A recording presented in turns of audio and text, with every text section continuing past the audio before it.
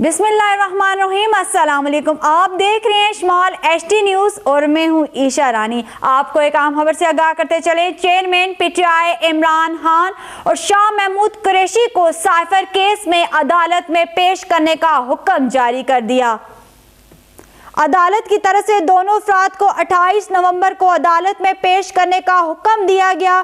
खुसूसी अदालत के जज अबुल हसनात ने 2 सफ़हात पर मुश्तमिल हुक्मनामा जारी किया और प्रोटेक्शन ऑर्डर जारी कर दिए गए। याद रहे कि इस्लामाबाद हाई कोर्ट ने 29 अगस्त से अब तक जेल ट्रायल कार्रवाई का अदम करार दे दी थी। आपको एक बार फिर बताते चलें, चेयरमैन पीटीआई इमरान खान और शाह महमूद कुरैशी को साइफर केस में अदालत पेश करने का तहरीरी हुक्मनामा जारी।